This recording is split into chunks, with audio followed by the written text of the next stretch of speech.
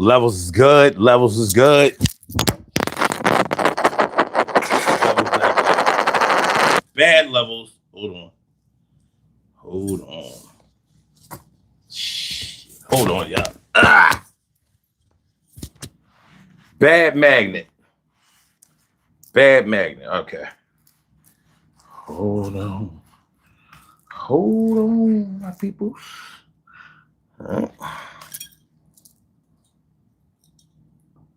Am I going to have to do it like okay. Just do it like that. All right. Can y'all hear me? Y'all hear me all right? Check 1 2. Mic check 1 2 1 2. Mic check 1 2 1. You know what? Mic check 1 1 1 1 1 tizzy. Uh.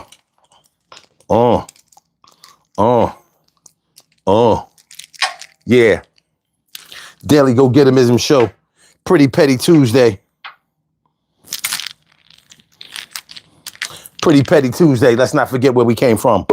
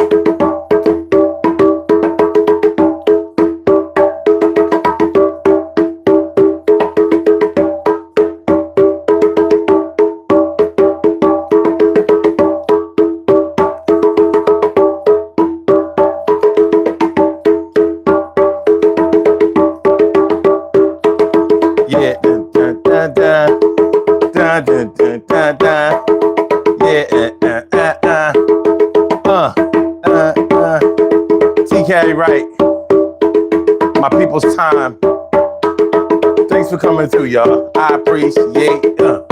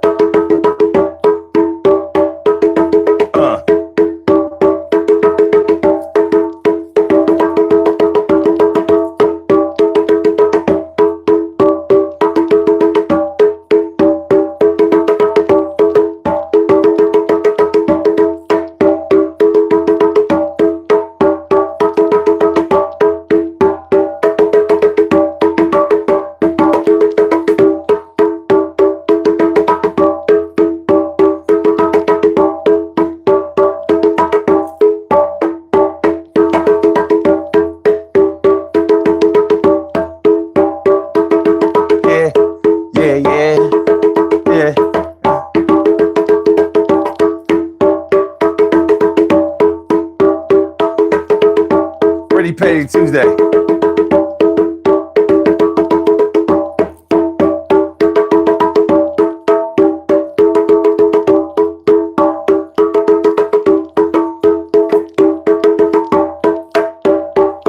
Sorry, y'all.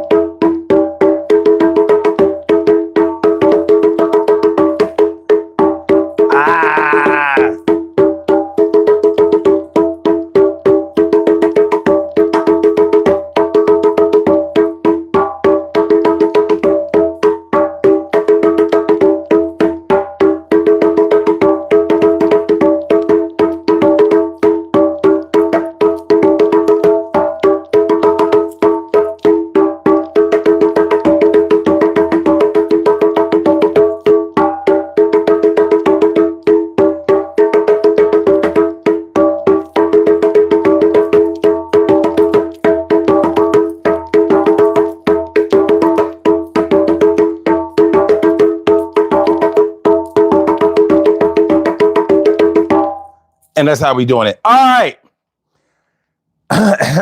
As the elders always said, Urban Therapy with Sun 752, and this is the Urban Therapy with Sun show. We do this every single Tuesday.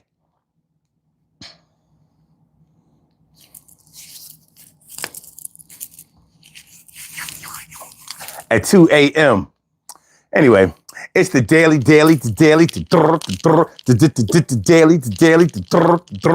the daily go-get-amism show. You think it ain't when it is? You think it won't when it is? We are here and we are in motion. We do this thing, taking all fast lane, no coasting, and everything is gonna be all right. We talking about we used to be cool. We was friends. Until I became your boss tonight, until I moved up tonight, until I had ambition tonight, until I moved up. We used to be the same, but I stepped up my game, put a better title by my name, and I'm not headed for the fame, but now I'm getting cash, and it's in the stash. But you like boom bash. So we can't mash, we can't gel. I can't tell that we ever used to be friends before me because it's like a fail. And I ain't with that shit. Yo, I need my homies. I need that shit to be all that. And it's all on me. But I still gotta get the money for my fam because you know what I am. That's a man with ambition. And until I get this money out here, I'm still on a mission. When I came to the job, I came there not to steal and rob no time, but I'm committing crimes of passion, yo, in a different fashion. But don't worry about none of that shit. I ain't asking no questions that I want the answer to. And I advise you to do the same too. Yeah. Everything is going to work out good. Let's get some things right now understood. This is the DG show. My name is O. You can call me Sun 752, not the 751. And I go to the 2 because this is all about me and you. You know that's how we do. Everything is going to work out good as long as we have an agreement and it gets understood. It's all contractual and this factual, actual, factual. We gonna do that shit back, you know? All right, so we was friends before you became my boss, or before I became your boss. You know, when you at work, especially when you're younger, you know what I mean? You develop friendships at work, and sometimes those friendships that you develop at work become lifelong friendships. I've known people who met people at work, and man, you know, that those relationships blossomed into long life friendships. To whereas children that came into the world were named godparents of, you know what I mean? You know, y'all really only knew each other from the job, but you know, you got the kids calling each other aunties and uncles and all that kind of stuff. You know, sometimes friendships, wherever you develop them, can flourish. They can grow as long as the two of you stay on the same page. But at a job where both of you are on the same pay grade, where you are in the same kind of position, where you're making the same kind of money, and you know you have to follow the same kind of rules, friendship can take a different turn when one of y'all have decided to go for a better position, maybe a promotion, in which you're going to make more money, but you're also going to have more responsibility. So can a friendship make it? Can a friendship that was developed at work survive if one of those people in that friendship becomes the boss of the other person in the friendship? That's what we're talking about tonight. That's how it's going to go down. That's what we're doing. And I'm glad to see y'all here. Let me see who came out tonight. Like I said, T. Carrie Wright will come on, Carrie. And also my brother Tom is in the house. Good to see you always. Blue Hawk says, oh yeah, that's what I'm talking about. That's what's up. Stacy, what's that? What does that say? Oh, that's Stacy White. Why doesn't it look like that from over here? No. There's another Stacy. What does that say? Hold on. Stacy Stoltz. What up, Stacy Stoltz? And Stacy White. What's good? Tom says, great question, son. For me, a work associate that became a boss, a job oil manager, only worked in my favor because I wasn't looking to take advantage of the good associate friendship. I hear that, and that's very mature of you. Very, very. What's that? Blanchwara says, F the Eagles. Well, the Eagles say F you too. We're going back to the Super Bowl and we're going to win it back to back. So F the other 31 teams. My man Jay Sloan is in the house. My man Jay Sloan was good. What's good? Yeah, man, you know, any friendship can withstand the test or the bounds of authority as long as the respect is there and as long as both of y'all are aware of the reason that y'all got the job in the first place. Now, if you're the type of person that goes on jobs in search of being nothing but a rebel, a cancer, you know what I mean? You're the type that rallies the troops at the job and always telling people what they don't have to do or what they shouldn't do or what they wouldn't do. Totally forgetting that it's a job. It's a workplace. You came there to get money. Each one of you came in there to get paid. And sometimes for some people, that gets lost in the fray. And all of a sudden, the job becomes the enemy. So it's us against them. Union against management. Subordinate versus supervisor. Y'all know how it go. Y'all been there. You've been there. You've seen it. Even if you didn't participate in it, you've seen it. You see it. But that's what we're going to talk about tonight. We was friends before you became my boss. Now you acting all snooty.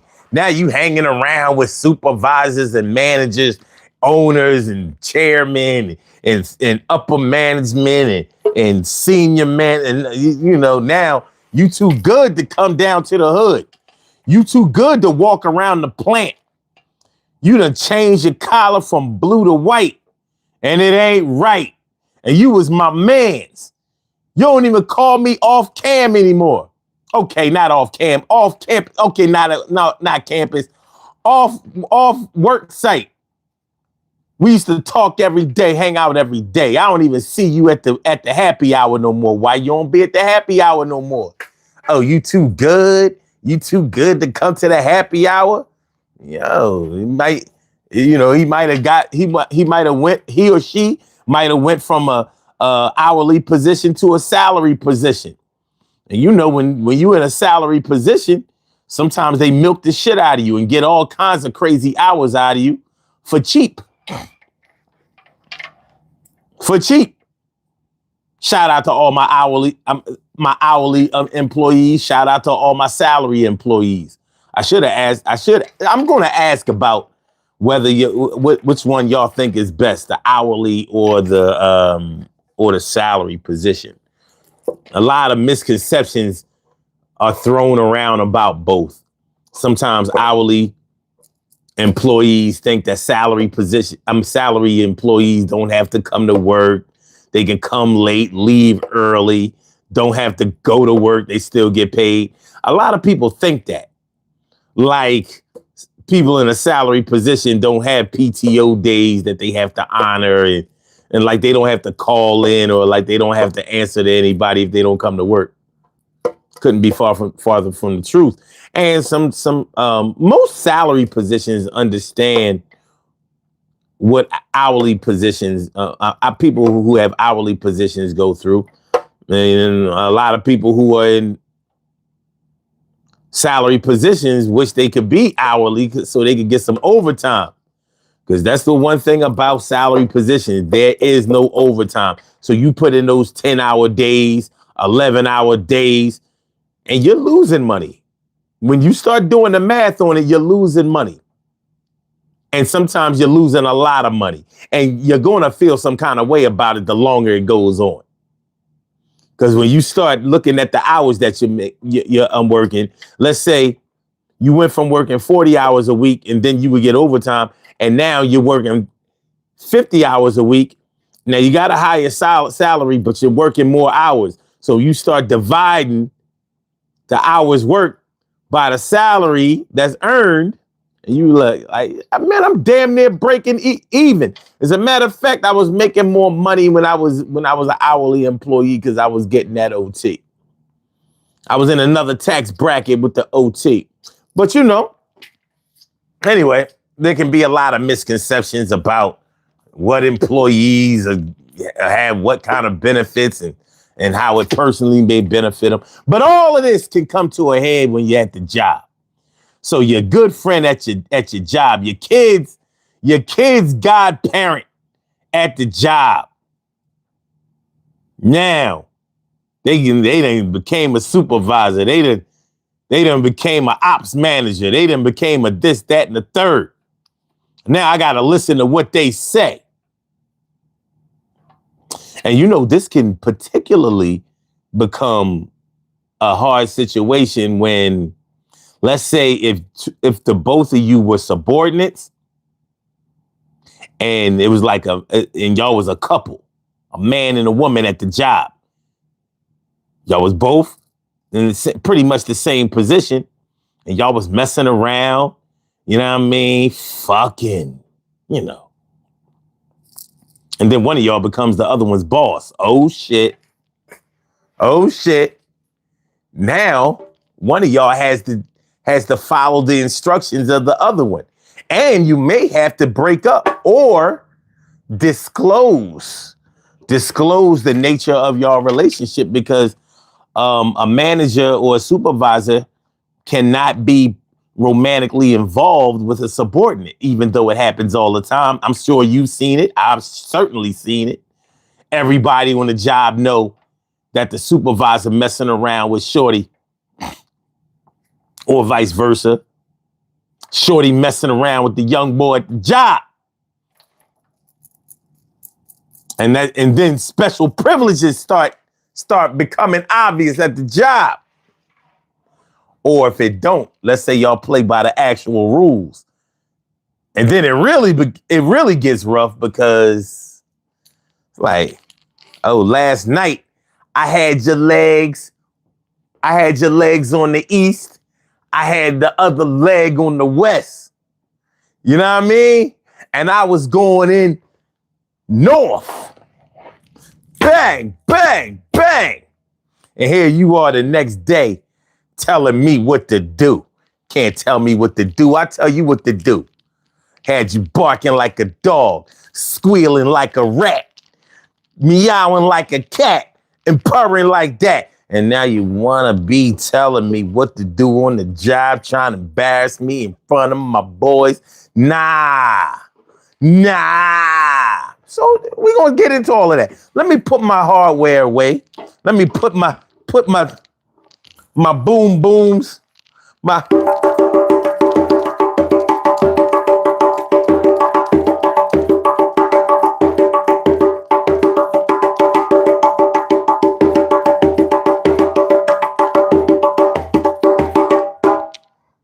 put my boom booms up where I said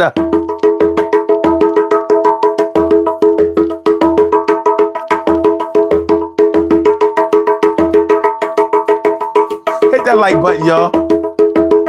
Please. I would do it for you.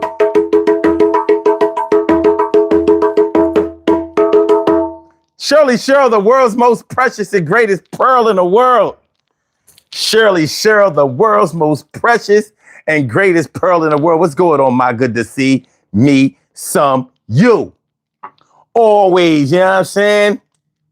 Amira Freedy said, I look trans. Take this, Amira. I'll show you trans. I'll trans this right in your... See, look, man, I ain't even come here for that tonight. I was chilling. But fuck it. Yeah, Mira. You know what I'm saying? Just keep inserting it until you die. It's pretty embarrassing. Your family, I'd be like, oh, then I have to watch out too, because then, you know what I mean? I could be held accountable. Like, yo, all you had to do was pull it out of her mouth. But she was talking shit on the show like I wasn't the boss. But anyway, y'all just be saying anything. Are you an astrologer? Are you related to the caller of the storms? Oh, shit. Oh, man, y'all funny as shit. Just ask any question. Let's just see what stick. Throw it on the wall and see what stick, baby. Please hit the like button, y'all. Hit the like button, share the show, subscribe to the channel. Do what you do. Do what you do. Do what you do. Tom says, I believe a friendship at work and y'all was going for the same position, it can still survive if it was truly a friendship, because if it wasn't about the friendship, then now you will have problems. Fact.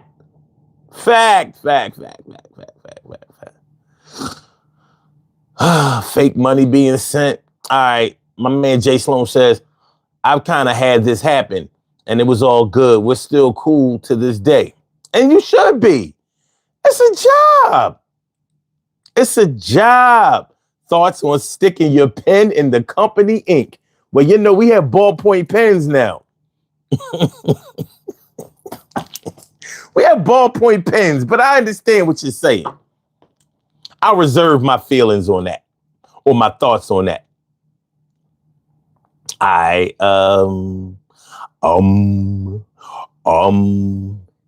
Bay's 510 area. Bay 510 area says, Oakland, California. Yay today.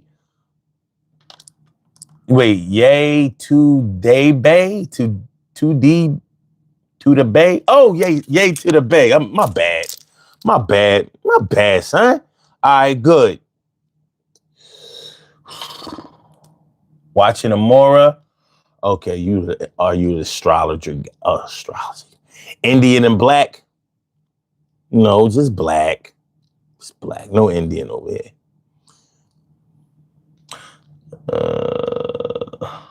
He said, isn't that necklace so heavy your collarbone should get hurt? Well, not exactly. Is that Boston Celtics coach and the Michigan coach didn't open you young man's eyes? I don't believe nothing. Yeah, they ain't gonna learn from that shit. You know what I mean? Motherfucker dick get hard. They don't hear shit, see shit, understand shit, think about shit. The chakras, he got them out of Ross. Are you sure? What about these? Did I get these out of Ross too? Do these look Rossy? Do they? Do they look Rossy? To me, they look flossy. See the shine on them shits? That's cow bone, baby. You see the cow bone, baby. You know what I mean? So I don't know. You know, we switch them. They sell these at Ross. Then I must have got them. Yo, he said Kmart? God damn, you going back. No, Cheryl. We ain't doing it. We ain't doing it. I'm not even, nah, they don't deserve it. I'm not putting the necklaces on. That shit take too long. You know, motherfuckers be, nope, ain't doing it. I ain't. What I'm about to do is I'm about to take the seat and we about to have this conversation. Please hit the like button, y'all. Hit the like button, get ready. Hold on to your seats. I promise that this conversation will be worthwhile. It'll have you thinking about, you know, your attitude and your behavior towards, you know, in friendships as it relates to business. You know, they say how you shouldn't mix business with pleasure. Well, I think that you can definitely have a pleasurable business relationship, but both people have to understand and respect what both parties came in to do. If you got a job because you wanted to improve your financial position to be able to take care of your family and be able to shop and have money and save and maybe build a business or empire of your own one day, then you shouldn't have a problem with somebody else moving up. Even if y'all started like this, you shouldn't have a problem with somebody trying to elevate themselves, because if it was you, you should be trying to elevate yourself. Now, if you're the type of person that wants to stay on this level and wants everybody else to stay on this level, then you should get a union job, because that's what happens at union jobs. But even at union jobs, people become foremen, people become leads. You know, there are higher positions when it comes to union, senior, not senior, senior positions, or what do they call it? Seniority positions. That's what I'm looking for. That's what I'm looking for. Come to Judaism, brother. I don't know. Tell Judaism to come to me. Yeah, let's do that. Shout out to the Hebrew Israelites. Shout out, y'all. You said that's 80 pounds alone? I don't know. The black fatigue is real out here. Well, you only have black fatigue if if you're weak and white. Think about that. Why would you have black fatigue if you're black? But if you're white and you're a little weak, I can see you having black fatigue, watching all those black people advance, stick up for themselves, learn, educate themselves, elevate themselves, defend themselves, litigate themselves. I know. Yeah, I would have black fatigue too if I was weak and I was white. I'm white. I'm supposed to have everything. I'm supposed to be in a power position. History tells me that I'm supposed to be better than all the black people. But these black people, they getting shit. They doing shit. They learning shit. They becoming shit. I hope that you and your weak white self gets yourself a white boss. I mean, a black boss. A black boss. One that has some knowledge of self. You don't know what knowledge of self is, but trust me, if your boss has it, he will bestow that upon you. I hope that for you. I want that for you. All right. Cast TV. I don't know. We shall worship the devil. Oh, worship the devil. Ooh. Okay. And Slate Cap says, nah. What about if you're doing business with someone you don't like? Well, that's when it becomes business. Think about it. If you were doing business with only the people that you like, then that means you would never make any real money. You can do business with people that you don't like. As a matter of fact, that might be more lucrative, because when you do business with people that you like, you tend not to really be dogged about getting the money. When you're dealing with somebody that you don't like, you're going to insist on getting every last penny, because you don't have any personal feelings. When you deal with people that you like in business, you give out all kinds of discounts.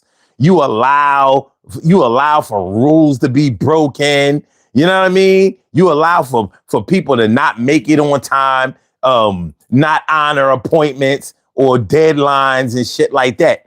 Oh, that's my people. Oh yeah, I forgot. His son is just starting college. Oh, his daughter just had a baby. Oh.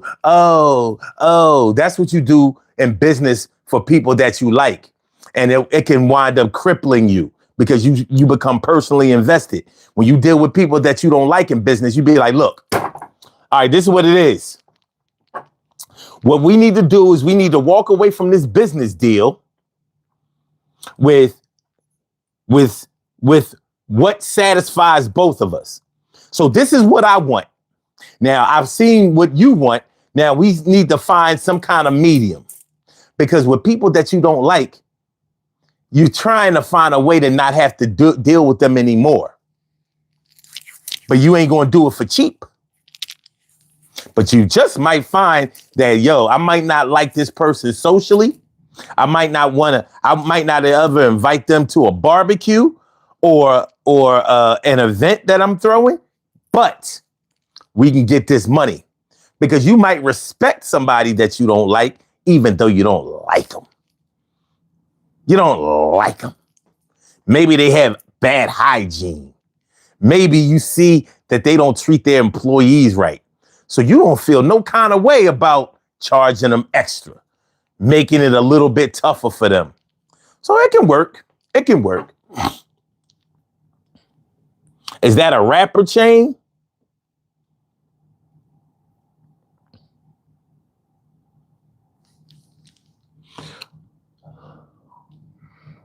Okay. Oh, you still on the black fatigue thing. All right, well, talk to yourself, you pussy. Where are they doing this? They just kill each other here, and the Hodge twins tired of the shit. Fuck the Hodge twins. Them old bitch ass niggas. Yo, they ain't doing nothing but getting money. The Hodge twins. And y'all kill me. Y'all kill me like white people don't kill each other. You ever heard of World War I and II? That wasn't nothing but white people killing each other. African nations wasn't involved in that shit. That was European shit. White on white murder. White people, like black people, y'all concentrate on black crime, but y'all don't concentrate on white crime. Y'all don't concentrate on the fact that there are more white people in prison than there are black people in prison. I mean, you got Google on your phone, but you can eat a dick. All right. Oblivious. All right. Okay. Yeah. Money corrupts people. It can. It can. But if you keep your wits about you, you know what I mean? You can make a positive impact with any situation. D Spark, instant sub. I appreciate that. You sub? That's what I'm talking about. Thank you, sir.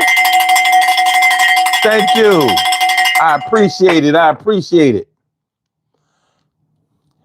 Tom says, yes, fam. That's why I got my bike. That's why I got my bike chains from in the 80s. Woolworths became the bike stores. You had to buy the bike from the store in order to get the chain for that bike. Okay, cool. D-Spark says they do it for insurance money. Is this LL Cool J? Are you aware of per capita? I don't give a fuck. And that's how y'all try to change the narrative. I don't give a fuck about per capita. I give a fuck about the raw numbers. So just like y'all always are going to win with per capita, but are you winning with the thing that we're actually talking about? So there are more white people on welfare. I don't give a fuck about per capita because they don't talk about per capita when they say that we need to cut off the programs because, you know, these people are raising our tax dollars. Our tax dollars are paying for people who don't want to work. That's white people you're talking about. They don't talk about per capita with that shit. There are straight up more white people in jail. And guess what? Those are mostly for white on white crimes.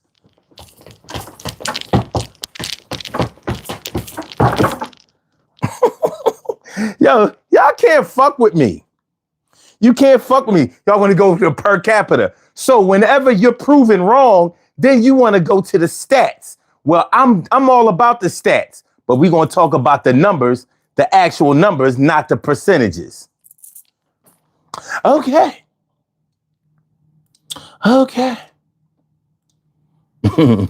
Stinky farter says you do Give a F, don't lie.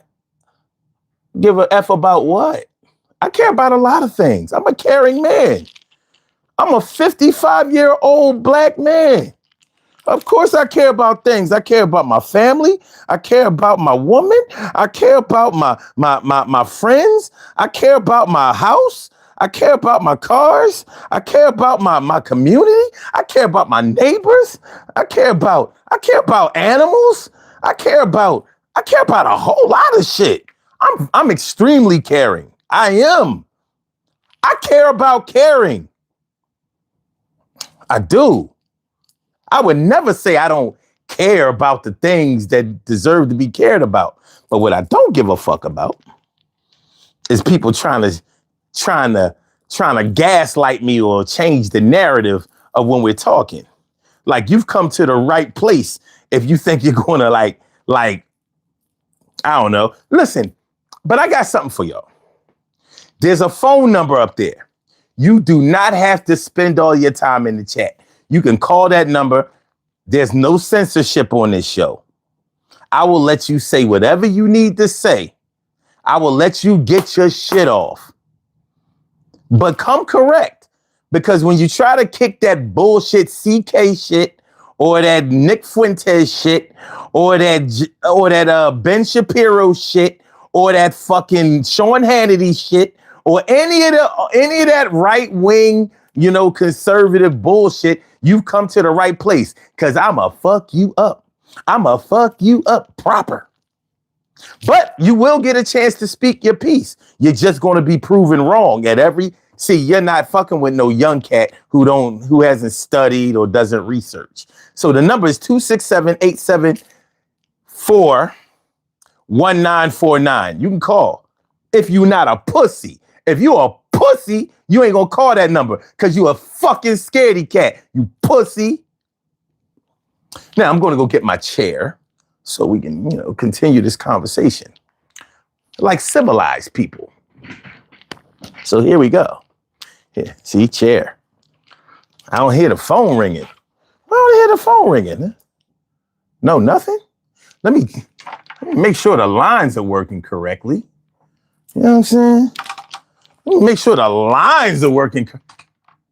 Let me call it myself.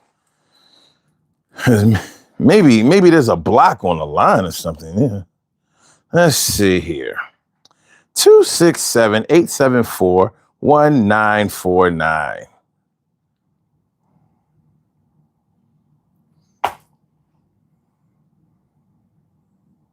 Please hold while I locate your party.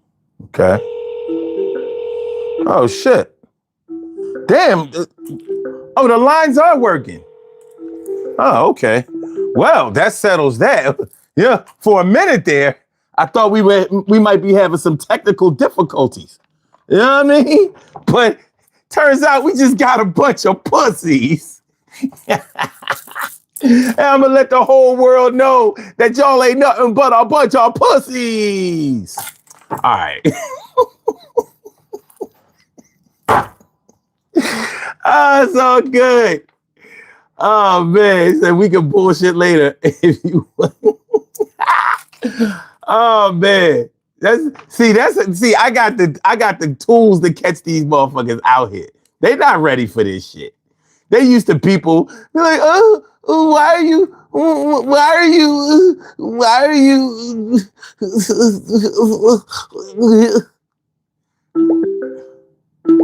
Now hold on. If you calling in here to troll, you're gonna have a problem. If you're calling here to have a dialogue, we could do it all day. All right, here we go. Troll alert. You have a call from. Yo, turn down your TV, dickhead. You're not ready. So what? You're not gonna speak? No. Hey. See, pussy shit. I invited him to come in and pull his pants down. And what did we see? No, he's not trans. He's a bitch. He's not trans. He's a bitch. All right, so we're talking about we was friends before you became my boss. Nah, son, you gets no more tick. You gets no more. You gets no more. You gets no more. I gave you a chance. See, here I am, man. Here I am, giving people a platform to be able to express themselves, you know, and you know, they want to play around. Here we here trying to have a conversation. We're here trying to astroplane. We're here trying to elevate our sense of consciousness, our level of consciousness. We're trying to elevate, and they want to stay low. They want to stay low. Yo, wait a minute. Wait.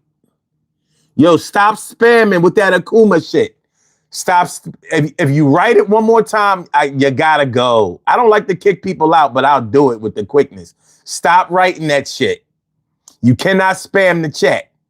I don't mind you saying whatever you want to in the chat, but you can't spam the chat. That's a rule, and I will not back up off of that. Thank you. Thank you.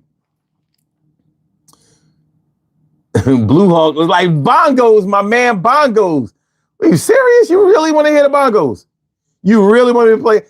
Do you mean the bongos? Do you mean bongos or do you mean the congas? Because we played the congas in the beginning. Which one are you talking about? I will honor you just because you wrote it that many times. So which one are you talking about, Blue Hawk? Y'all crazy as shit. Oh my gosh. Are we ever gonna get to the topic? All right, it's cool, man. You know, at least you stop spamming. I have no problem with you. We good. Let's do the bongos. I did mean the congas, but I want to hear them now. All right. Tuesday night, let's get it right. Yo, we gonna chill, no fights. I know people trying to come through and spam, but they gotta learn who I am. And no scam will ever get run. We just came to here tonight to have a little fun. And I'm the one, but I'm 752. Y'all know exactly how we do. Oh, and I'm glad that you came by. So everybody's about to get real fly. And we make sure that we get this thing popping because it's about to have that real beat start dropping. Dropping like panties, yo, about to bet a little bit more up the ante. I know the time it is, and you have to learn what rhyme it is. Yo, what's up with the timing, kids? I know that I'm never going to do a bid, but if I had to, this is going to be for something real because I don't chill. When the injustice comes through, I got to make sure to rub it out. What's up with you? I'm here, and you're here also, but I say, yo. My man Jay Sloan, yo, don't leave him alone. Can't forget my people's name time. You know what's going on. No crime. I'm here. Make sure that we have all of them whores. We take tours to the drawers, my nigga, and I'm going to get major, larger, bigger. Triggers don't have to get pulled tonight. I ain't trying to shoot the gun when it's time to fight. I knock out your fronts, and I know that's not what you want, but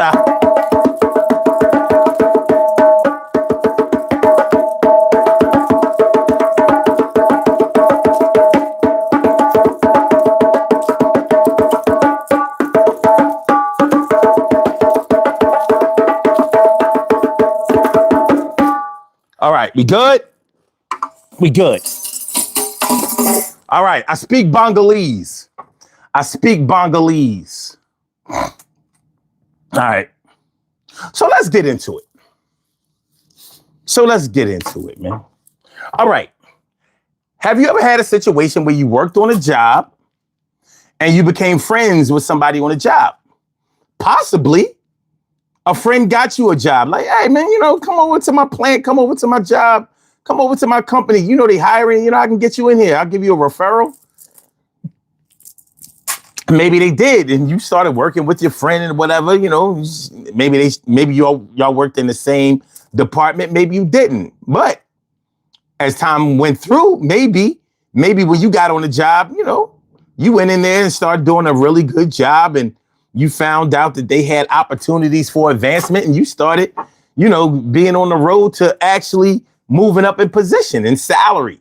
And let's say you got that done. So the guy who helped you get the job, now you're his boss.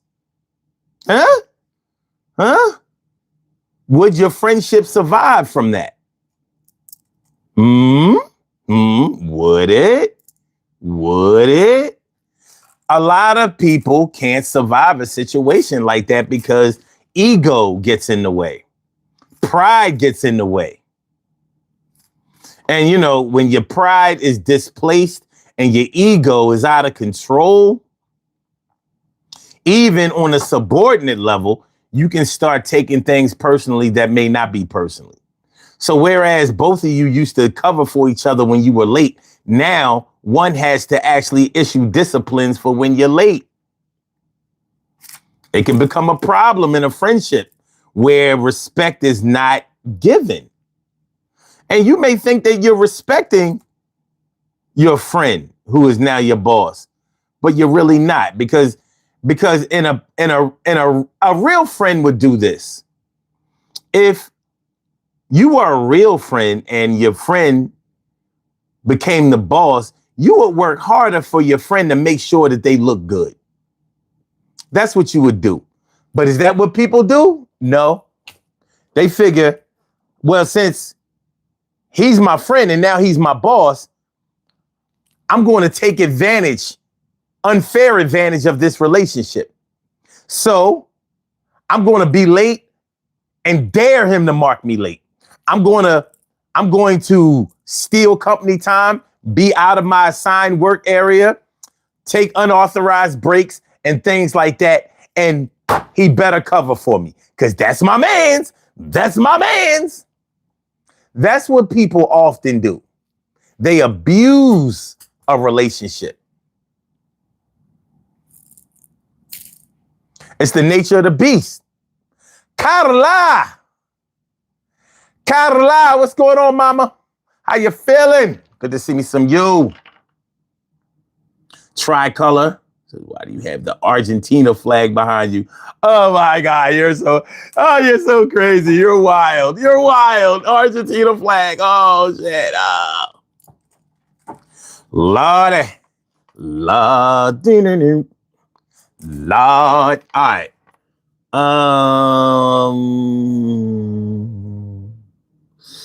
Okay. I don't mean to skip over all of y'all. I don't mean to skip over all of y'all comments, but some of y'all comments are dumb. So there's that. But for the ones I've skipped over that actually have some sustenance or some substance, I didn't mean to, I don't mean to go over you. It's just that I would have to go too far up in order to read your comments. So we're going to keep it pushing. That's what the guan do. That's what the guan do. This is funny. I'm going to rent a Zamboni to polish and buff your head. Ooh, say pause. Say pause. Say no diddy. You going to buff and polish my head? No. No, you no female. You no female. No, I don't want that from you. All right. This is a straight people platform. Everybody here, like men on this platform like girls, and women on this platform like men. So you limp-wristed guy. Oh, okay, I understand. Just not here. My man Tom says, son, I forgot what they called it. Wait a minute, I forgot what they called it. But when you bring people to the job and the person actually works, how they stay there and turn out to be good workers, actually got a bonus. I did that for a friend of mine. When I worked at First Pennsylvania Bank in Philly. My friend got me a job there. I hated the job. But if I stayed at the job for 6 months, he got a bonus When I tell you that I quit that job at the 6 month and 1 week, like I put in my 2 weeks notice just before. Yeah, I made sure that he that they couldn't cheat him out of his bonus, and he did get the bonus. Because I don't know. There's a such thing as ethics. All right, Mariah Hussey.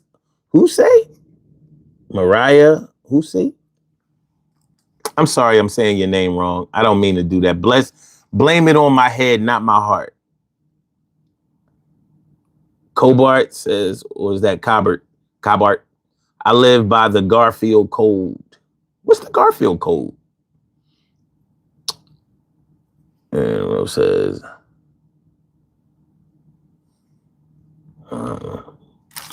I don't know. That said, a lot of y'all comments are just dumb. You know what I mean? I shouldn't even try to read this shit. I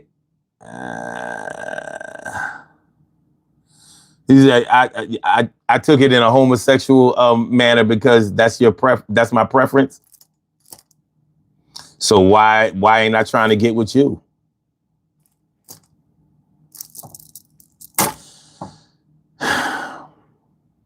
Okay. So if I took it as a homosexual preference, what was your reason for saying it?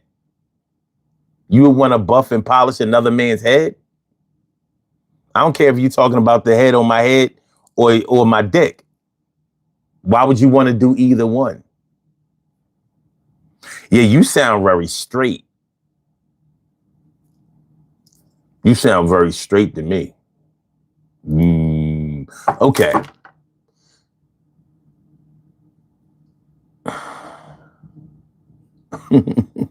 Tom says Sunset about 2 sound like my pops.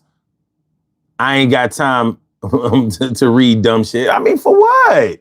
These motherfuckers attention starved. You know what I mean? Hey, I told y'all last night, these motherfuckers don't get no pussy. That's the problem. You can't be dealing with men that don't get no pussy. You know what I mean? Because they got all that masturbation energy.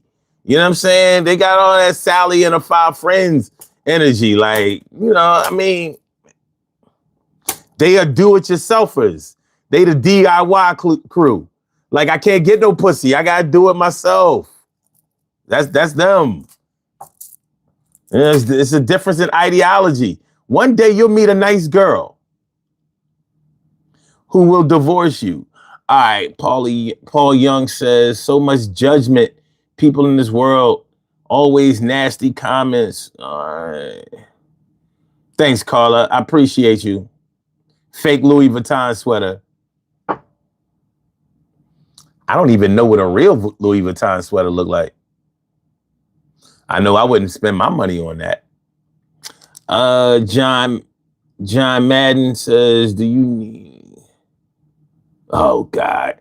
Matter of fact, let me get you the fuck out of here. Fuck out of here. You, sir, are not going to win this war. You go bye-bye. Fuck you and your whole family, including your children. You pussy. You got to go. You got to go. All right. Okay. See, I'm letting you stick around, Ro. I'm letting you, because you actually helping the algorithm. That's why I'm letting you stick around. You work for me now. You work for me now. All right.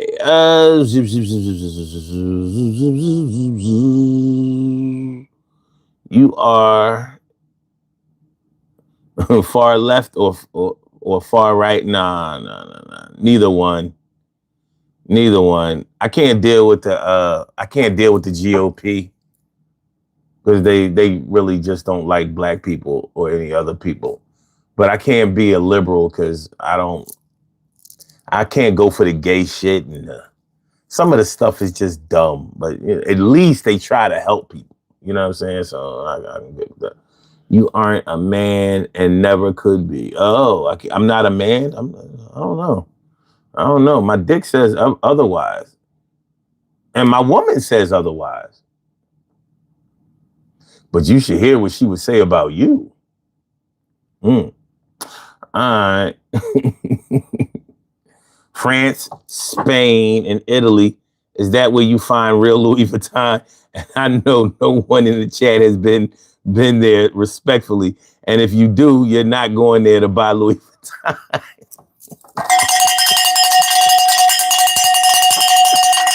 Oh, man.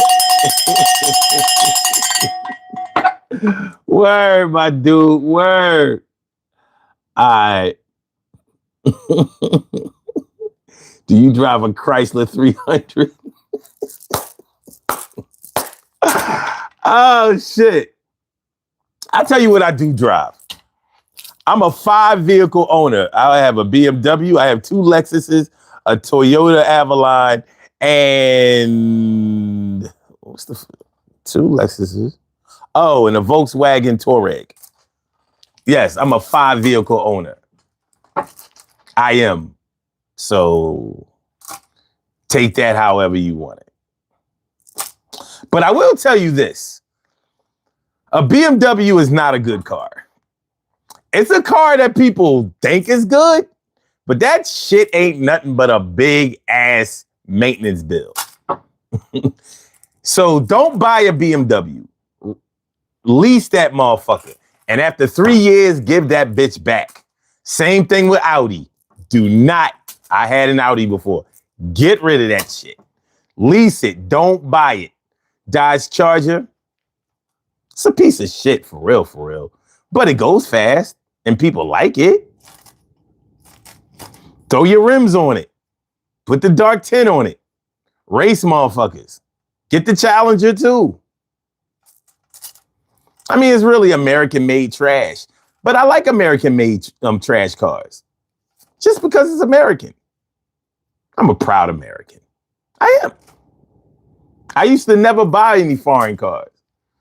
But sometimes you get you get tired of fixing shit. That's all. Sell some and get a Lambo? No. I live in the hood. A Lambo ain't gonna get it. Plus, I can't afford that. I'm not rich. I'm absolutely not rich. What the fuck is this motherfucker talking about? What the fuck is my desire talking about? Yo, he bugging. So, all right. Chris said, what? I feel attacked. I own a couple of Chrysler 300s. Ain't nothing wrong with a Chrysler 300. He just asked me if I drove one. Now, if you drive a Chrysler, any Chrysler car, I'm gonna tell you why I think they trash. Because the brakes. You got to change the brakes on a Chrysler car, not the trucks, not the SUVs, but the fucking cars. I had a Dodge Stratus before. I had a Chrysler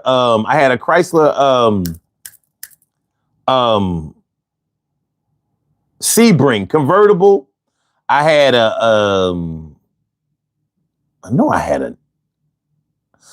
two Dodge trucks. That's why I know the difference. So yeah, I started off as a Dodge owner. I said, yo, man, them brakes. I mean,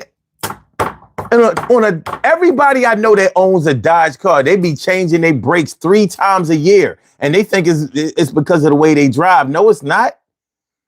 The Mopar parts are ass. Garbage, man.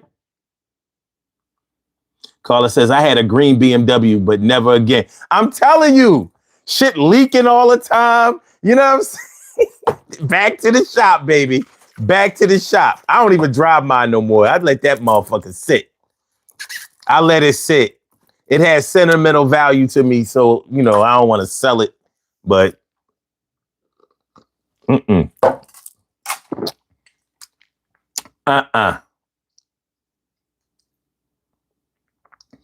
No, I never had a motorcycle. Tom says, I definitely drive American car. Number 1 is a Buick. I had a Buick before.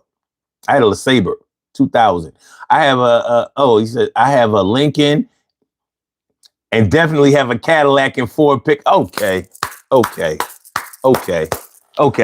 Nah, I like those titles. Now, I like GM. I do. I like GM.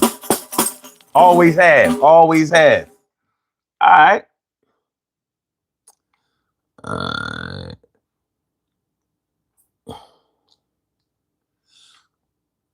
Tom says, ain't nothing but a Hyundai or a Chrysler 300. It gets you the ABC. That's true. That's true.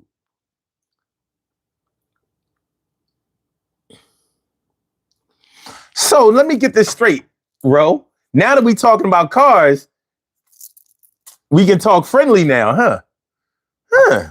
That's some interesting shit.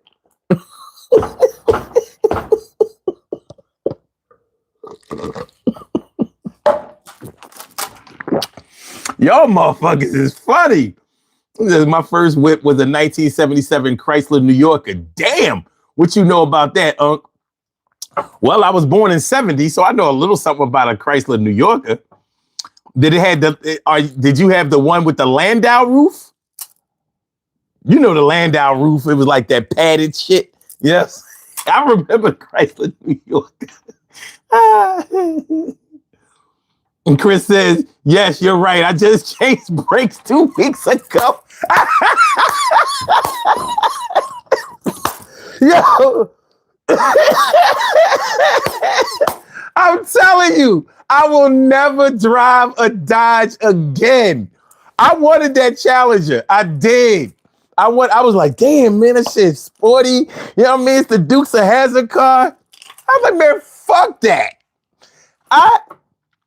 When I had a Sebring, when I had a Stratus, 3 times a year. 3 times. I was like, what the fuck is up with the brakes? Turns out everybody I knew that had a Chrysler, Dodge, or Plymouth, same shit. Same shit. Except when you had an SUV and a truck or a truck. Because they, I don't know. I don't know why. I don't know why. I can't explain it. I love Dodge trucks, though. I just changed brakes 2 weeks ago. Damn. Oh, man. Grief and Deep says, hey, bro, I'm trying to call in. You ain't trying hard enough. I don't hear the phone ringing. The lines are open, my dude. You still want a challenger, though? All right, cool. Go ahead. Ain't nobody stopping you. Go get that motherfucker. You want it? I will give you one little piece of advice.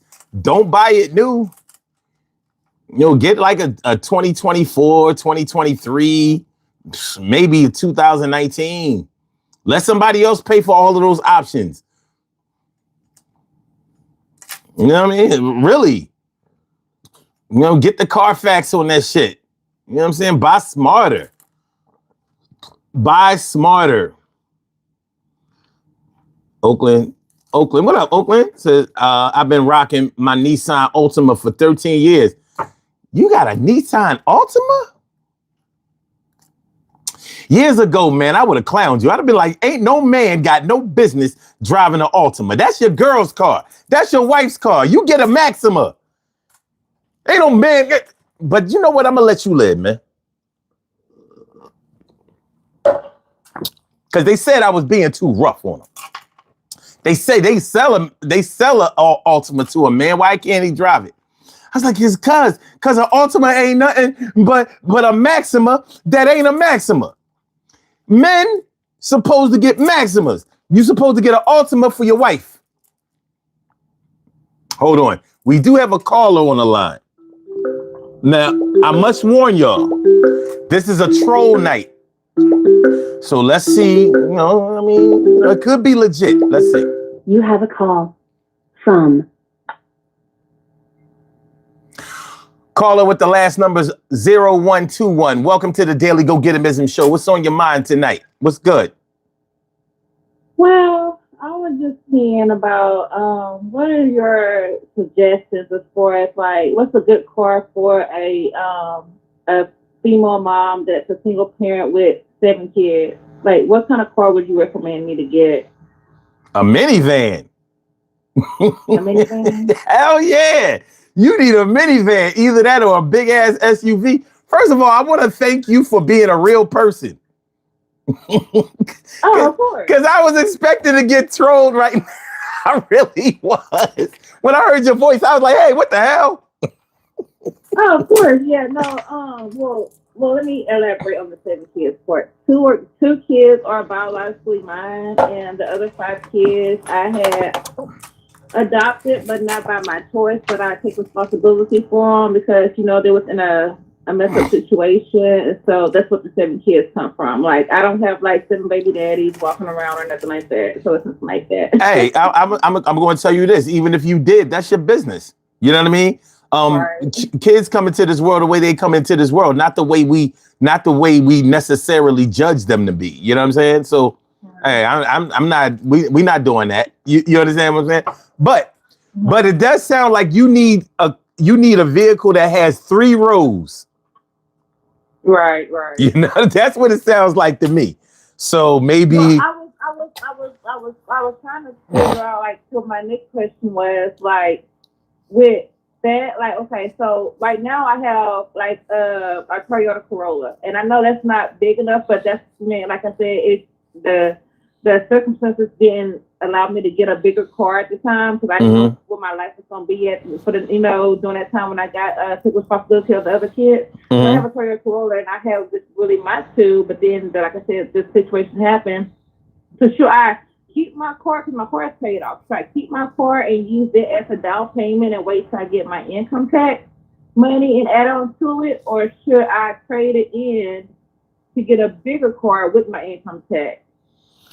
I would personally, I would keep the car. Keep the car. I would keep the car, and I would save up and buy a used SUV or a used like minivan or something like that. Maybe like a used Suburban or a Ford Excursion, or if you think that's too big or maybe too expensive, maybe something like what's that? What's that shit? I don't want to Chevy. be, financially broke. Like No. I'm never going to encourage you to get a car note, even if you can afford it. I'm very much against that. You know what I mean? I own all my vehicles outright. That car note shit, that shit is drawn, especially if you have to get repairs and you have a car note. So okay. But you have to know how to choose the right type of used vehicle if that's what you're going to do. But it sounds like you need a bigger car fast, because a Toyota Corolla is a small car, and there's just not enough body room for that. You know what I'm saying? Yeah. Cause like it really hit me. Like I knew I needed a bigger car, but it kind of really hit me last week when we all woke up late for school. Well, not for me for school, but the kids for school, and they all missed the bus.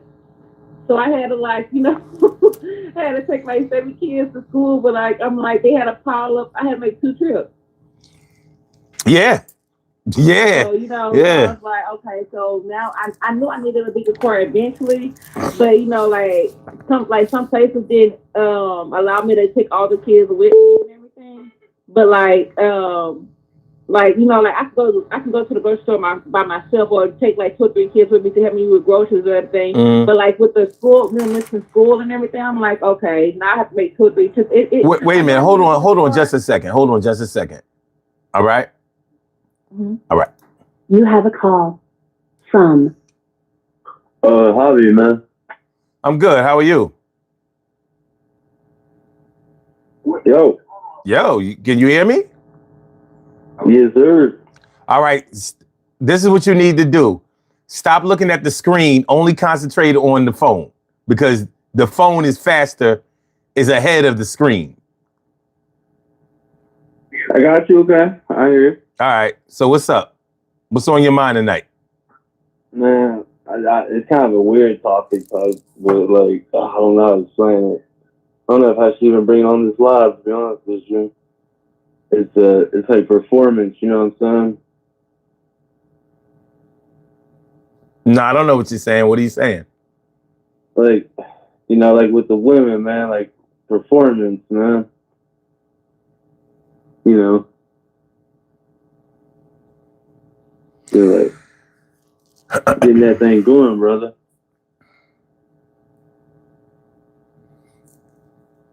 I don't know.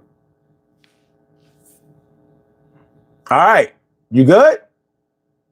Yeah. All right. I'll talk to you later.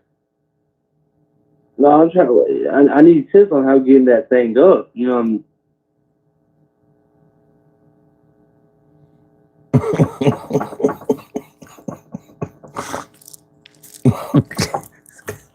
This is what happens when you have a phone away for people to call in. This is the kind of shit that you have to expect. I'm sorry that the young lady who called in, I'm sorry that I clicked over. She probably heard the whole music, and you know, maybe I was taking too long. She hung up. But what we're supposed to be talking about tonight? Oh, wait a minute. Hold on. We might be expecting a barrage tonight. You have a call from that lady who called in. Turn down your sound, please. With my sound? Yeah, on the from your device. I heard my voice on your device.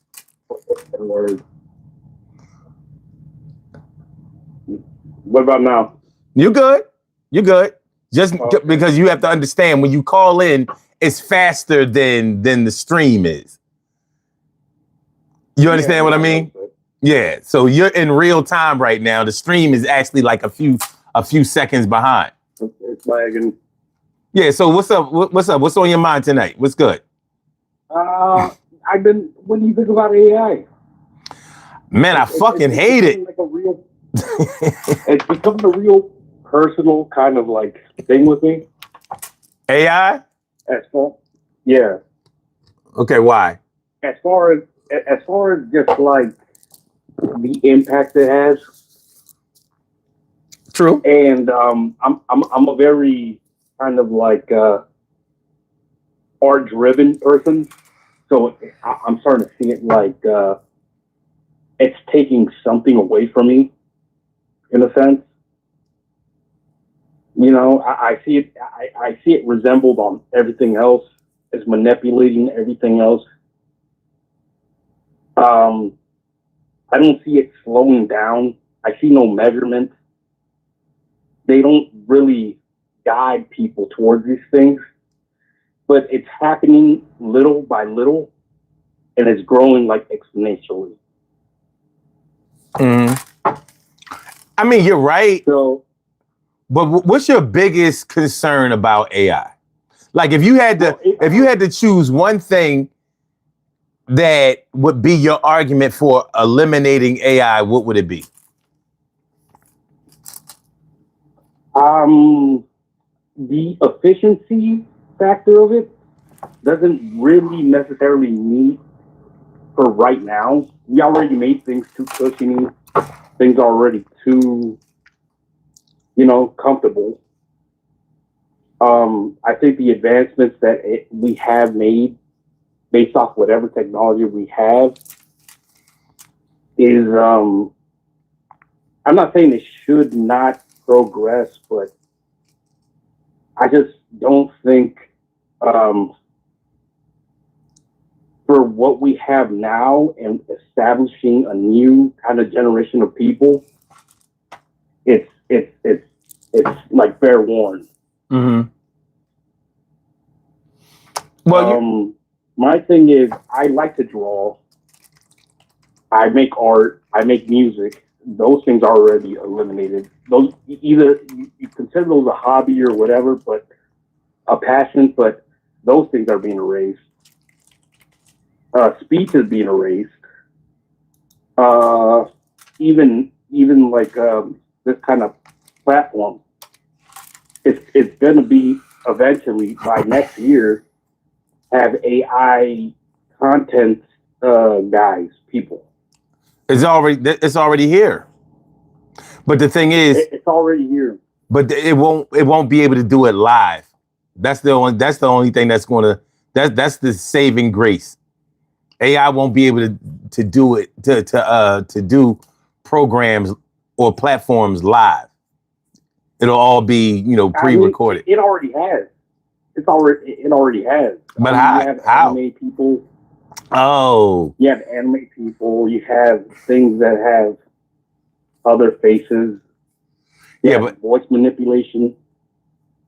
Yeah, but I don't consider that to be live. I mean, it's a live broadcast. I can't take that away from it.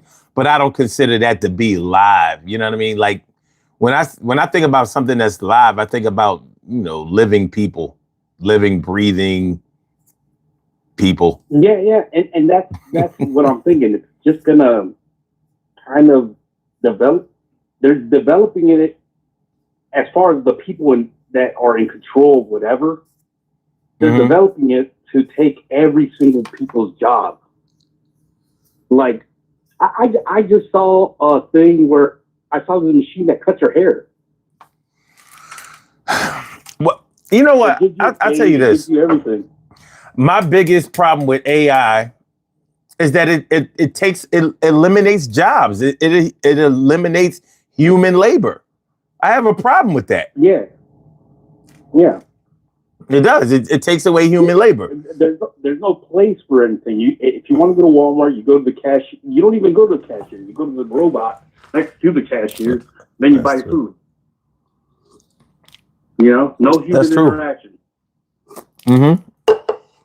Let me ask you this: when you go to the grocery store, when you go to get food from the supermarket or whatever, do you go to self checkout or do you wait in line for a human cashier? Be honest. I don't even think twice. I look at that dumb robot and I go, "Hey, there's my chance." Well, see, and see, that's part of the problem because we're actually helping them to eliminate us. We're really helping it grow. Yeah, we are. To a sense where it's just like we don't even know how much this is going to cost us next generation or what have you within the next 5 years. It's a legitimate concern. But in terms of what we're talking about tonight, because the title of the show was "We Were Friends Before You Became My Boss." We're literally a lot. That's okay. That's all right. But we're literally allowing AI to become our boss, and in some ways, we were friends with it at first. Because it was developed for our quote unquote convenience, but now it's inconveniencing us because it's taking away human behavior. Like when you call into these cell phone companies or internet companies or whatever, it takes you forever to finally get to a human being. You know what I mean? They always want you to use the automated system and AI chat and all that kind of stuff. They don't want you to ever have to deal with a human being because they have to pay them. So many people, those Indian scammer guys, we eliminated a bunch of them just based off AI. Well, why do you say? Wait. Why do you say that though? Good, but no. I'm not saying scamming is good, but AI took that. They're like, why do we need this? Why do we need a company structured here going? And the calls are going towards India. Why do we even need that?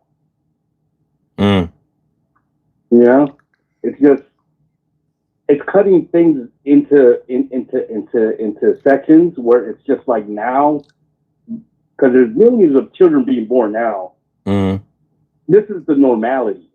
This is going to be the normality.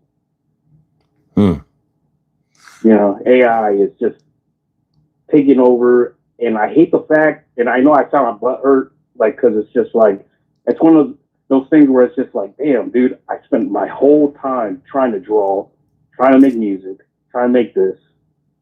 And then now it's just being like easily duplicated times 20. Well, you're not wrong for feeling the way that you do. I don't think you are. You know, I mean, it's a legitimate concern, and it's something that most of us have to deal with. But let me ask you this in terms of the topic for tonight.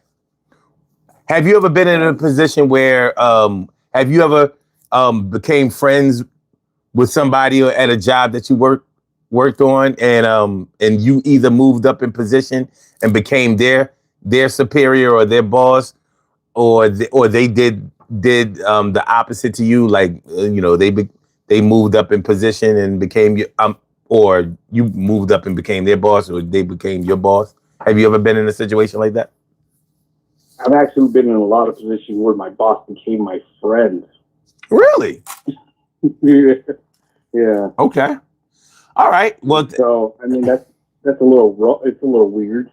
it's not. It's not weird, because I've gotten along and become friends with my bosses too, and mostly, well, the reason that I was able to become friends with my boss is because I still respected their position and didn't ask for any, favors or anything like that. So once if the respect is there, then the relationship can go in the right direction. How was it with your experience?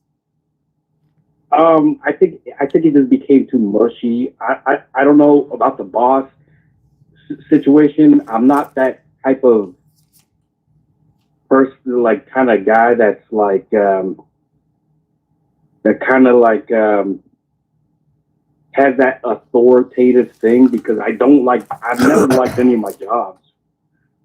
But I think for the most fact, it's just bosses have this mushy side to them. You think so? That they kind of want to, relate. Of course, I could have worked my way up high somewhere, or try to, get a better position off of it. I know that they put me in charge of a lot of stuff, and I'm not good at being a manager.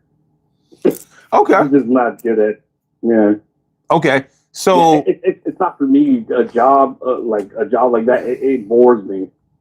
Well, yeah, I do like line cooking, but it's not. It's definitely not for everybody. But in the situation where your boss became your friend, what was the catalyst for that? Like, what made your boss want to be your friend, or what turned the tides of that work relationship to a friendly relationship? Well, some of them were really close. Like I couldn't escape them. I was just working next to them. Some of them were just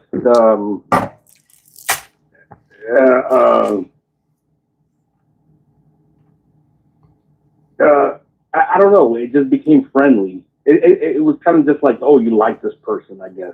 Okay. Or I'm willing to get to know this person. So maybe was it an energy type of thing? Yeah. Okay. Yeah. All right. I can see how that could happen. All right. Well, so after y'all became friends, did anything have to change professionally between the two of you? Yeah. Yeah. I was my recent one that I quit was I was working with my brother, and that was not a good idea because of the family kind of dynamic and stuff. And so, yeah, I just it was kind of like I knew the guy liked me, or the boss liked me, but there was too much friction there. Okay. And now it's like the boss that I have now, he digs me too, but that's because I'm spending a lot of time around whatever environment. But yeah, like now it's easy, but it's just it's still I don't like the environment. Okay. All right. Well, you said you never had you've never liked any of your jobs, but do you consider yourself to be a do you consider yourself to be a valuable employee? Yeah, I got a good work ethic. I mean, nothing that I can really drive home to them to make a change their mind. Because I know, like, a manager is like, you're willing to lose whoever. You know, you're not willing to be like, willing to give somebody multiple chances. Okay. Okay, cool. Yeah. Cool. I mean, with bosses, I think for everybody, you have to understand the kind of labor, the kind of structure of like how you're working, where you're working. Maybe you gotta know, keep your head down and do the job. You know, but a lot of people don't see that, and a lot of people, some people, you know, they react and they go, I'm not gonna take this. Okay. I guess, yeah. Good shit. Well, listen, man, I want to thank you for calling in. Yeah, we're here every night. You can call in again if you so choose.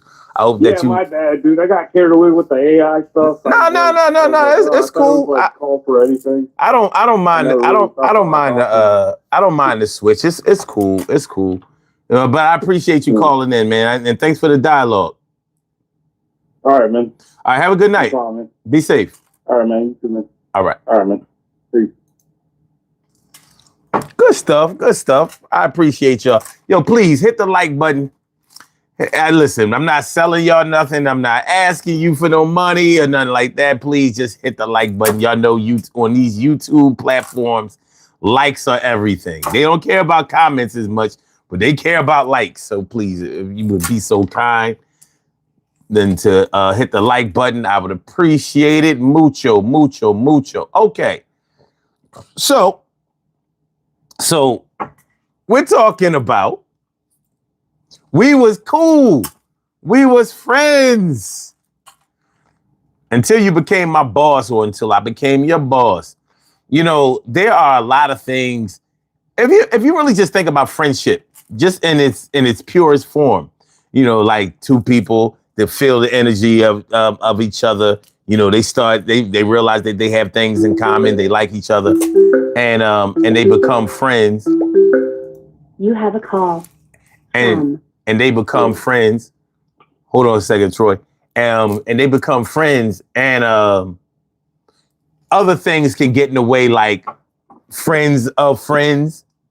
You know, all people interfering, things like that. You know, like a whole lot of disagreements and things like that can get in the way of friendship. So when you think about a friendship that has developed at the workplace, you know, you can look at it like you're really only friends because, you know, you met each other at work. Otherwise, you don't know if you would have been socially compatible or whatever. And then you can look at it like, well, a workplace is a great place to develop a friendship because it's a networking thing. So even if the two of you don't work there anymore, you can help each other to get jobs other places or whatever. You can help each other out. And that's a good thing, too. So when you think about how the dynamics of a relationship can change from us being subordinates on the same level to one of us elevating that level and moving up in position to whereas one has to actually answer to the other, you know, maturity has to be present and professionalism has to prevail in order for that relationship to stay intact. And it could blossom and become even better. Because think about it, if you were in a position where you were worried about whether you were going to be able to keep your friends, if you have to give them direction or leadership or whatever, and it actually goes down that way, and you realize how supportive your friends were for you, of you, and how proud they were of you, and they actually tried to keep your boat afloat and make you look good, that's going to make you happy. Like, that's a good thing. So whereas you may have had reservations about going into a situation like that, and you'd be surprised at how many people stay at their current station in life because they don't want to have to be the bad guy who has to issue disciplines and follow rules and tell people what to do. It's not for everybody. But when it is for you, you have to either go with it all the way, or you're going to wind up losing the position anyway. My man Troy is in the house. The one them call try. The one them call is in the building. Yes, he is. Call is in the building. The one them call. The one them call. The one them call the wizard. Man, I'm still sick, boy. Still, man. I think this cold is like it's saying, boy, you so comfortable, Troy. I'm just gonna stick right here in your body. You're cold. Man, these little viruses and germs they got out here, they linger, man. Because when I had it, that thing was hanging around. It was chilling. It was chilling. This motherfucker got a relationship. Yeah. I want to say hi to both the Cheryls, my man Tom and my brother Jason. What's going on, y'all? Thanks for the shout out. Yeah, that's a relatable thing, man. I've been there before with my boss developed a friendship with my boss. You know what I mean? It's more, the reason why the friendship worked so much is because, number one, he had a respect for my craft, and I had a respect for his craft. Okay. You know, and I know that in order for me to move up, I had to show him what I was capable of too, so he can respect me more. Okay. So when I was able to do that, you know, he gave me a position, and I was like, yo, don't even come in the kitchen unless I need you. And I stuck to that. You know, when you're a chef, and you got a sous chef that can just tell you, yo, this is what I got to order, this is what we need. Mm-hmm. You know what I mean? You can respect it. It develops a friendship or anything or all that. Now, he gave me a position, or he was a boss, and I gave all that I could give in this job, and he didn't see what I was capable of doing, and he held me back. He would have liked me just as much because of my work ethic. You know what I mean? So I try my best not to be an asshole when it comes to working for people. Mm-hmm. I just hate when you work for people and they see what you're doing and restrain you because they want to keep you from getting to a point where there's a fear of you taking their job. And when you're in the culinary industry, it's like that. Mm-hmm. When you're in the culinary industry, people see that you know that you can do, that the food tastes better when you cook it, or the presentation look better when you cook it. And they look at you and be like, no, I got to hold them back. Okay. I got to hold them back. I can't let them go forward. You know, I never forgot one time I had to do a tasting to get a sous chef position, right? And when I came in to get the sous chef position, I had to do a tasting. So I did the tasting. The tasting went great. You know, and after I finished doing the tasting, you know, I was taking pictures and everything. The guy said, well, the food was delicious and everything was great, but here, we do Mediterranean food. I said, you didn't ask me to do Mediterranean food. You asked me to do a tasting. That's the person that's trying to hold you back because, you know, once we've seen that you were capable of taking this job or you had capabilities of being great, then you turn back around and I can't let him go that far forward like that on my ass. He gonna take my shit. And you can tell how people are. You work at jobs like that. You want to be the friend and you want to be tight with the people, but the ones that want to hold you back, it restrains you from being cool with them. Well, no, I when I go on jobs, I don't try to be friends with anybody. No, real shit. I go in there solo dolo. Like if a friendship develops, it's going to develop because of the mutual respect that we have for each other. It's not going to be based on nothing else because I got a job to do. I only go to jobs to get money. I don't give a fuck about nothing else. I mean, I agree with you 100%. But when you're in the culinary industry, you have a tendency to have conversation with these guys. No. I don't. I'm friendly to everybody, but that's a difference between a friendship. You understand what I'm saying? And that's the part what I'm saying. I'm friendly with everybody, but it develops into a friendship because I am friendly to everybody. Okay. You know what I'm saying? So I mean. Okay. So what happens in a situation where you're working on a job and you get cool with somebody on a job and either you get promoted or they get promoted? What happens then? It's a gift of the curse. Okay, why would it be? Why? Because the gift is that you got the promotion, but that person, it's me getting the promotion, right? And I had that situation happen too. So if I got the promotion and one of my boys, see, I got the promotion. Now he feels as though he got leeway to do whatever he wanted to do.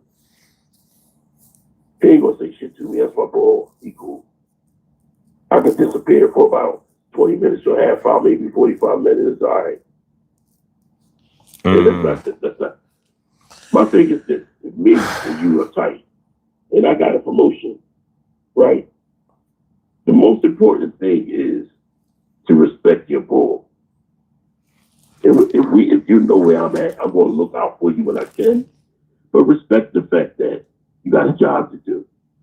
And if you don't do your job, then I have to do your job, and that's not going to be right with you. So do your job, and then you can chill. But if you're not doing your job, and I ask you to cut fruit, and you turn back around and was like, come on, man, I'm getting ready to leave in a few. No, you're not. Your job requires you to do your job for 8 hours. You're not leaving until you cut the fruit. Mm-hmm. Why you picking? I'm asking you to cut fruit because we got a new worker coming in tomorrow. And I don't want him to have to do that, cut no fruit so he can focus on doing the breakfast. Not being an asshole to you.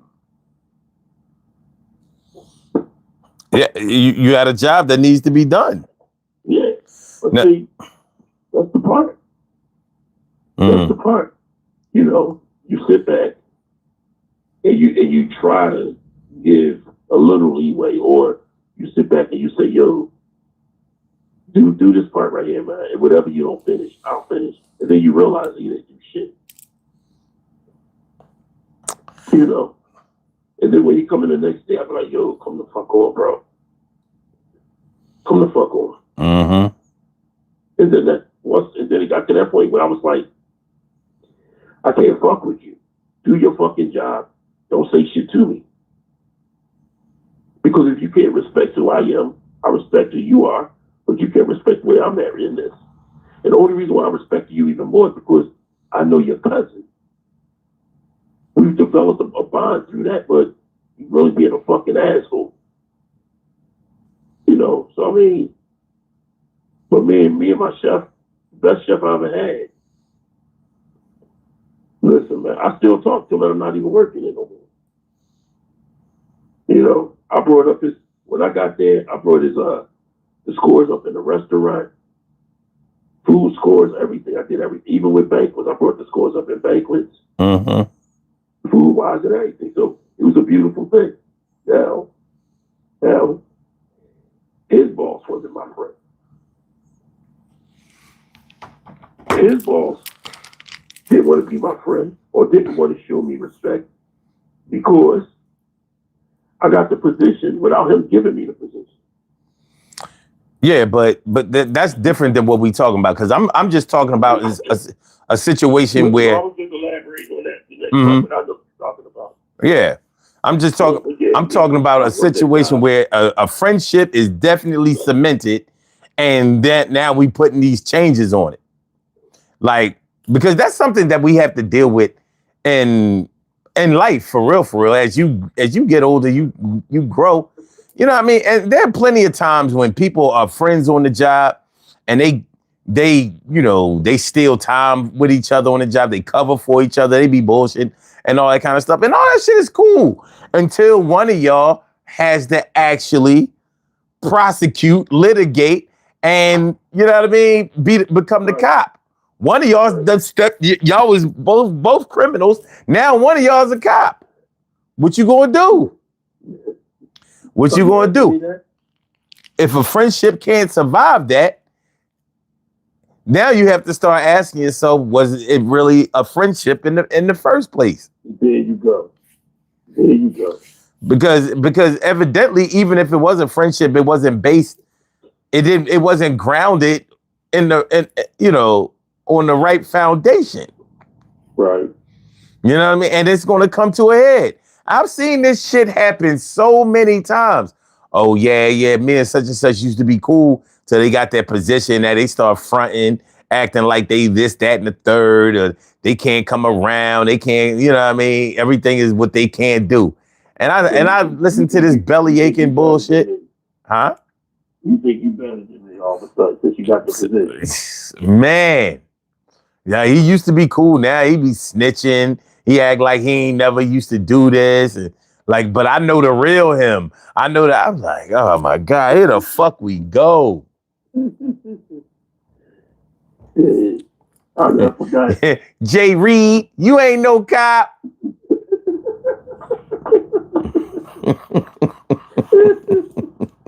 Yo, I never forgot. After I did get the position at this job, and I'm thinking I'm cool with everybody. They'll call me. She's like, when I see you a snitch, you're a fucking rat. You house nigga. I said, wow. But was he really was he a friend? No, this was a female. No, this girl wasn't my friend at all. But what I was saying is that he, the one I thought was my friend, was also saying that shit behind my back. But was he your friend?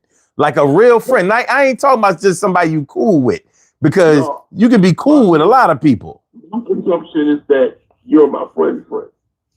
Okay. I don't know. His assumption, I guess, is just cordial. Because one thing, if you're my friend, and I don't call you I call friends my brothers.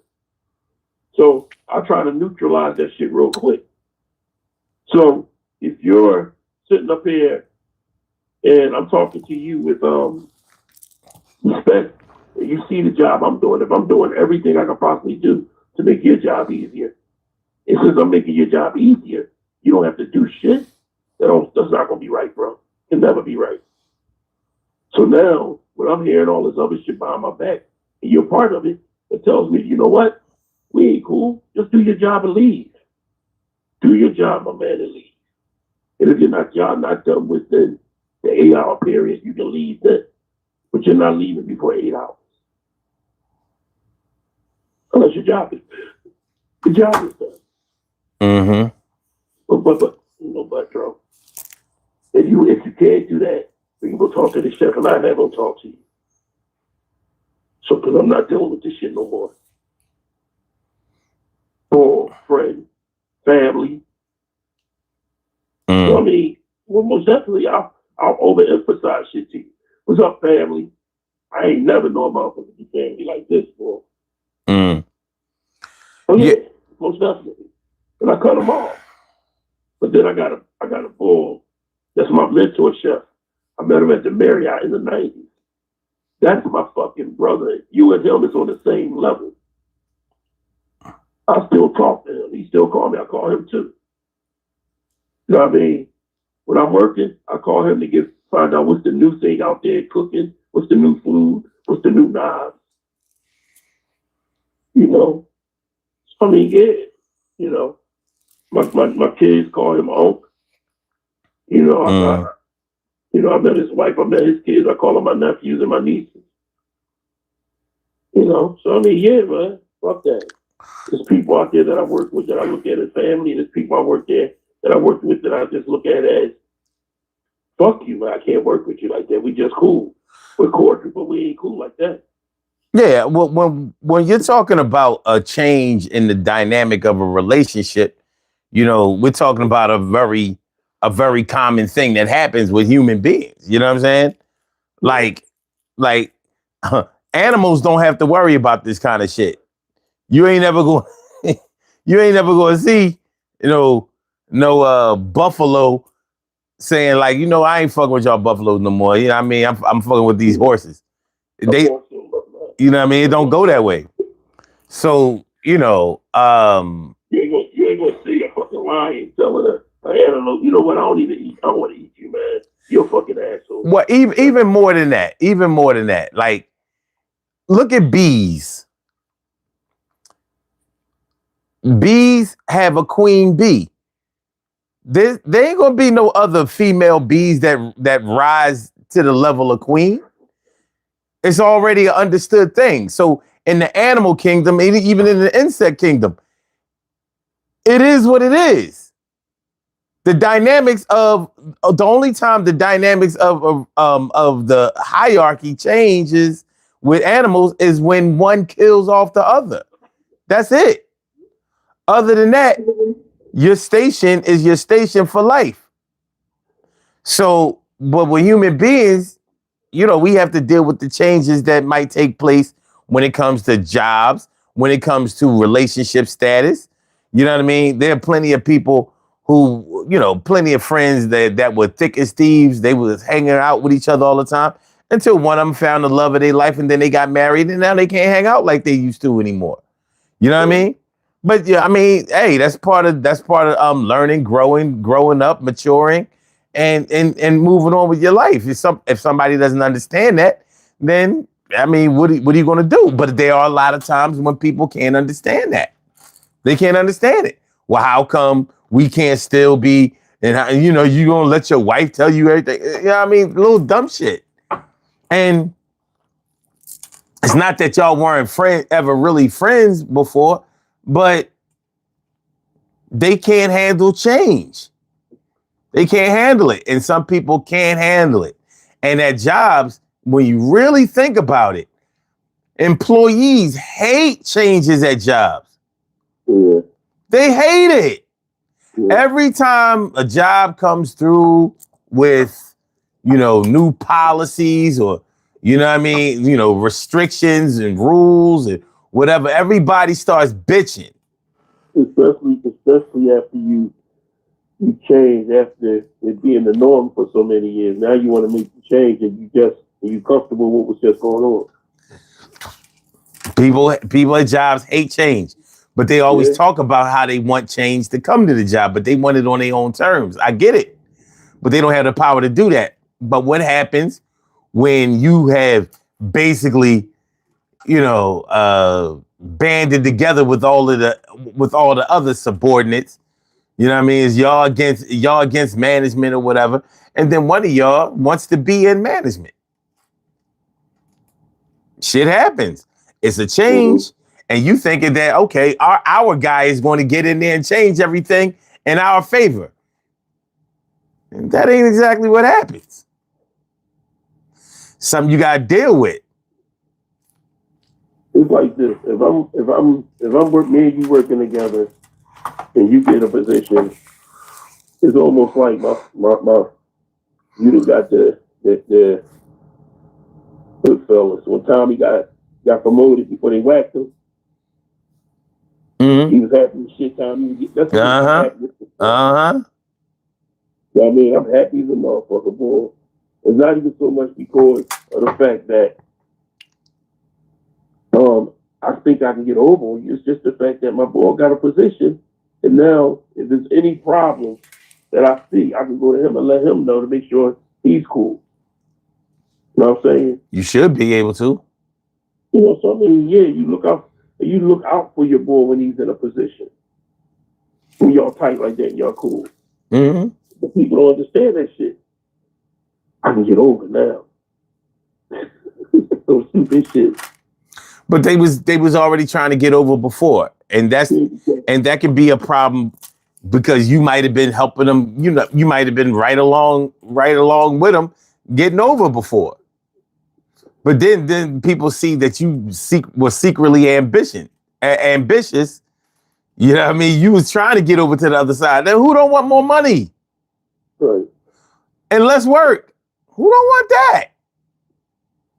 Shit. But anyway, yo, let's do these poll questions. Let's do the poll question. So let's see. Out of 73 votes, can a friendship that started at work survive if one of them becomes the other one's boss? 42% said yes. That's why it's called work. 42%, huh? Interesting. 15% says depend on why, on what they did as friends. 11% said no, jealousy and resentment happens. And 32% said depends on if one of them changes. Changes.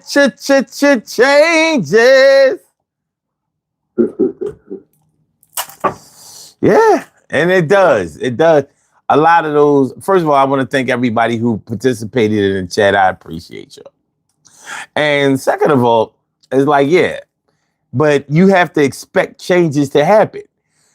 Well, nobody stays the same. Before you ready to go, you see what happened when I thought somebody was my boy in comedy, and then when he felt like I had power, he changed the dynamic of the relationship. Same thing. The thing is, y'all weren't real friends. I assume we was. Yeah, well, you find out, sometimes you find out things the hard way. And that's the thing about developing friendships at work. You'll find out one way or another if it's a real friendship or if it was a friendship of the convenience of the workplace. Because sometimes it is. You know what I mean? Sometimes it is. Sometimes it's just a circumstance where we became friends just because of where we were. So when we're not there, when we're not in this position anymore, look at prison. You know, some people really become tight with people in prison. But you know, you need like a prison relationship is going to have certain circumstances that cement it. But will y'all really be like that when y'all come home? What? When it's no longer, I have to protect you, have your back, you have to have mine. When you have freedom, the opposite of the thing that brought you together in the penitentiary, when those parameters are removed, like would y'all be able to be cool in a situation where y'all were free? Some find out that no. That's the truth. It ain't like that. That's the truth. You know what I mean? Somebody said son is a rat. I am not a mouse either. But yeah, you know, trying to stay the same or keep everything the same is impossible. But people try and try and try. Because, you know, familiarity makes people feel safe. It's familiar. It's something that you know. It makes people feel comfortable. Not realizing that it has to get shaken up at some point. You can't stay a baby forever. Well, let me just say this before you go, bro. When you work to the friends that's working on a job and the friends got positioned in front of friends, let me say this to the person who's saying something about you being a rat. When you working in a corporate setting or you working on a job, ratting is not ratting. Ratting is doing your job. Stop making it think that it's not a street environment. So when you're doing your job, you're doing your job. So make it where so nobody don't have to say nothing to you about you doing your job. That's if you're a young person, plug media, hip hop. Just wanted to say that to that young person, if that's who it is. I just want to know where they got that rats tell on people. I ain't never seen a rat like, yo.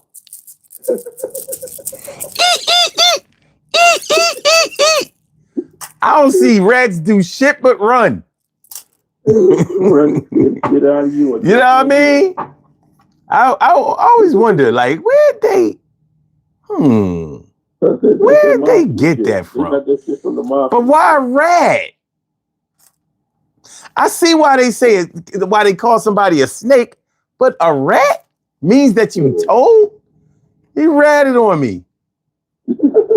Nah, man, I ain't really tell. I only moused on you. Only moused. I didn't rat. I moused. I didn't tell him everything. I swear to God, I didn't. You know what I mean? Only moused on him. All right. Cheryl Halsey was good. All right. Let's do these birthday shout outs. We have some birthday shout outs to do. Some people were born on this glorious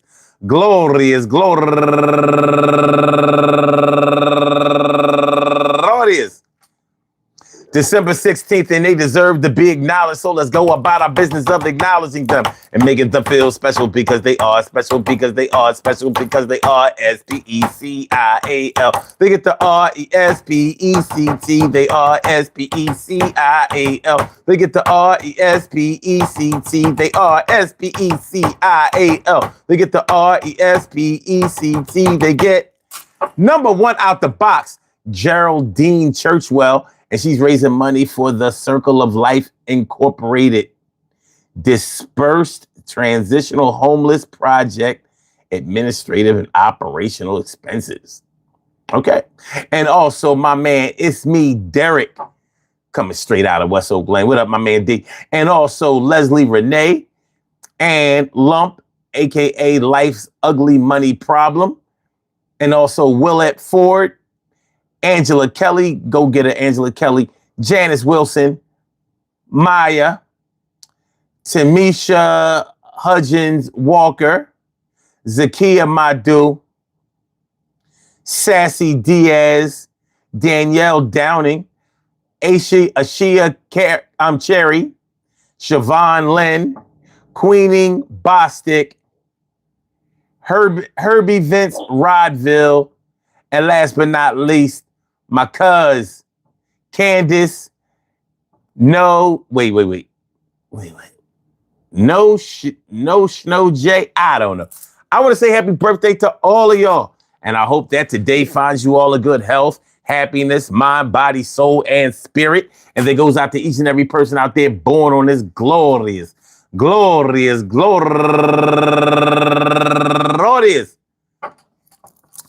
December 16th, anywhere out there in the world, worldwide, internationally, and universally. All of y'all go ahead and turn up. But don't turn up too loud. Just turn up loud enough so everybody can hear you. Rock out. Rock on and do the damn to rock out. Rock on and do the damn rock out. Rock on and do the damn thing. You do your thing, y'all. Represent the queens and kings. You do your thing, y'all. Represent the queens and kings. Good things happen to those who wait. Great things happen to those who grind, and anything can happen to those who go for theirs. So go hard, go for yours, and remember, man, listen, a friendship is a friendship. A chair is a chair, even if no one is sitting there. But a chair is not a house, and a house is not a friend. You know what I mean? When there's no one there to make sure that payroll is being cut. All right, anyway. Changes are always going to take place in a relationship. So whether you're a friend, you know, we didn't really get into what can happen when, you know, I mentioned it earlier in the show, what can happen when two people are romantically involved on a job and one of them becomes the other one's boss. That's a situation that happens a lot. And, you know, it's something that you have to take into consideration, and it's something that can really strain a relationship. But you have to always remember the reason that you got a job in the first place. And it sure wasn't so you could run everything and so everything will go your way and so you could weaponize your position against anybody and everybody. But nonetheless, in any friendship situation, if respect is not shown, given, extended, and if professionalism is not known, shown, given, practiced, then what you really have is you don't have anything anyway. you don't really have shit. My man Jay Slow says Sunset Fatu is not a rat. Not saying how I know, but yo, that's about as glaring as an endorsement as I can think of. I'll take it. You know what I mean? Like, he would be a rat for telling how he know. So I guess he ain't a rat either. You know what I'm saying? No cheese, no. Well, you know a rat to eat anything. But anyway, yo, Troy, thanks for calling in. And all the other callers, I appreciate y'all calling in. Much love for everybody. All right. Much love to everybody, man. All right, take care, my dude. All right. Like I said, thanks to all the other callers too. Please, y'all, make sure y'all hit the like button, share the show, subscribe to the channel. If you haven't subscribed to the channel, I would really appreciate it. And peace to all my day ones, my everydays, and my brand news. I love y'all to death. Resuscitate y'all. Love y'all right back to life. We will be back tomorrow night, 2 a.m. Eastern Standard Time, for another Daily Go Getimism show. So make sure y'all come on through, and we will be talking about something hot.